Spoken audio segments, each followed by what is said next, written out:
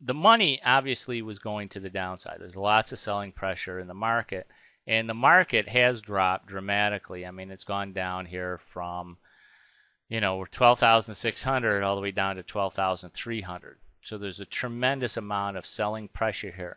Now, if you looked at price alone, you wouldn't really be able to determine the fact that there was a very smooth amount of selling going on in the market on a 5 minute by minute basis here. But if you looked at this indicator, you could see that it was a very, very steady increasing in pressure, selling pressure throughout the day so far. Now that may change, who knows, but you can see that this divergence here, I mean, if you chased this increase in price, which is right around here, and you thought that maybe prices were stabilizing and going higher, and you went long, you would have been very disappointed because the volume did not confirm it, and prices actually started selling off from that point. So it will help prevent you from entering into positions that maybe if, let's say you're doing a three-legged box like we've been doing this past week, and if you go into the daily reviews, if you're looking at this in the future, if you're going into the daily reviews, you'd want to access the daily review for June 5th, 2008 to learn more about the three-legged box. So in any case, when you're putting on a three-legged box, what you want to try to do is get into a position on the long side, either calls or puts, early enough so that you can actually lock in your profits on that trade. And we did it twice this week, in which we only had to wait about 15-20 minutes on each trade to lock in our profits. And then at that point, it doesn't matter what the market does, you have your profits locked in, and actually you have a potential for an unlimited profit on the other side of the trade.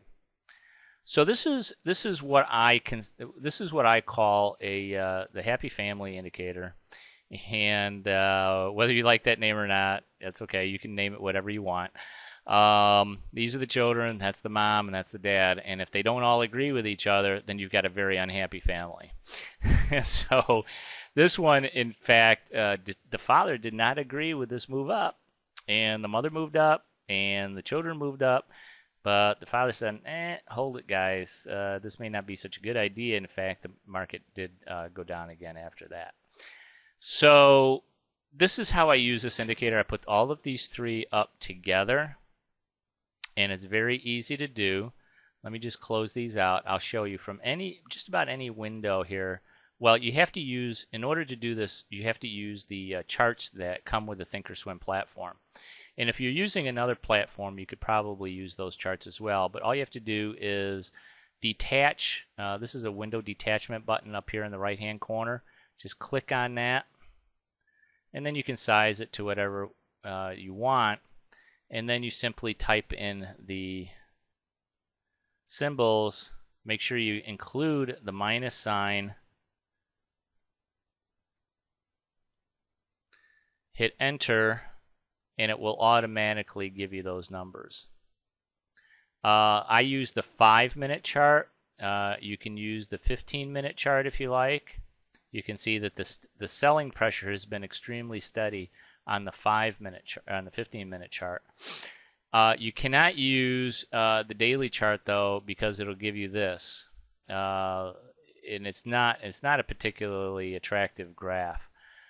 This is really for short-term trading, and that's why I use the 5-minute chart. If you're really, if you're really into it, if you're really into day trading or something else like that, I think you'll find this to be a much better indicator, because almost every indicator that you could possibly use is a lagging indicator. In other words, they measure price and then they go backwards to average that price in order to come up with the number for their indicator. These are indicators in real time, based on market internals, current market internals. So there's no smoothing going on with these indicators.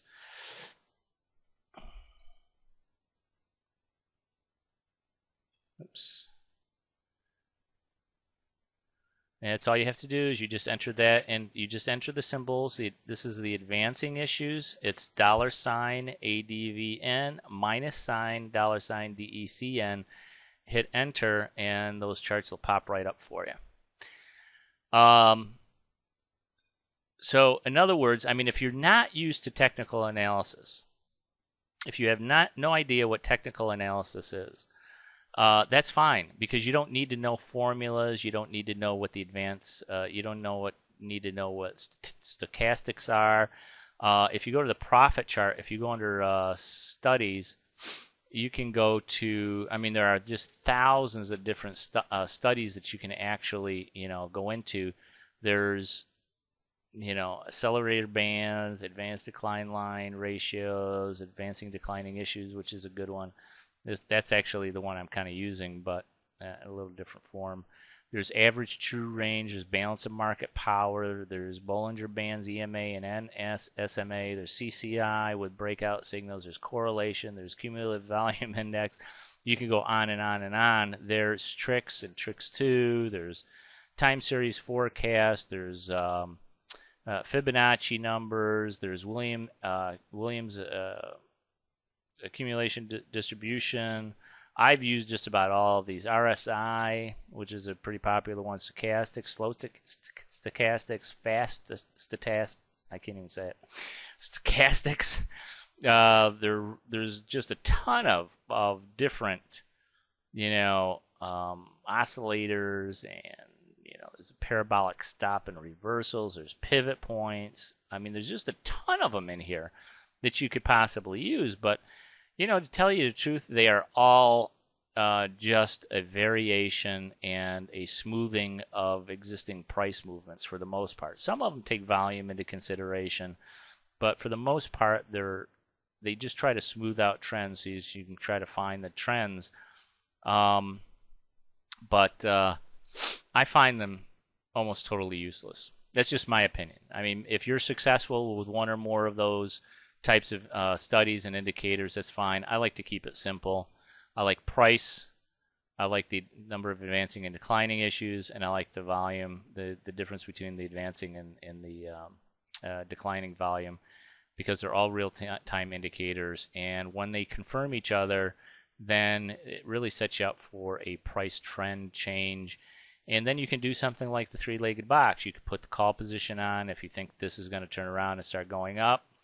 You could, if the market was up and you felt it was going to go down, then you could put on a put position, wait a while, wait till the market starts moving in your direction, lock in your profits, lock the box, and walk away from it. So, it's an easy way for me to trade. It's an easy way for me to determine the probability, the potential for a market to move in a certain direction without having to rely on lagging indicators or smoothing indicators like the ones that are included in most packages. And I think that's where a lot of traders kind of get wrong. I've seen traders with 3 or 4 or 5 different indicators up on their screens all at the same time.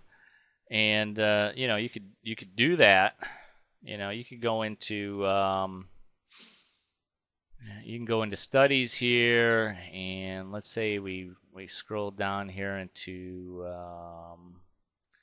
let's go into a standard deviation channel, and then we could put on we could go do a shooting star indicator. And then we could add a maybe some Bollinger Bands, and then we could add some alpha studies. Let's go to alpha Jensen study here, and then we could add something else. Pretty soon, let's go into some momentum studies like CCI.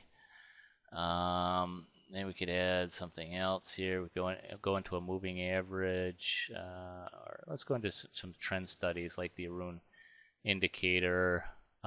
Pretty soon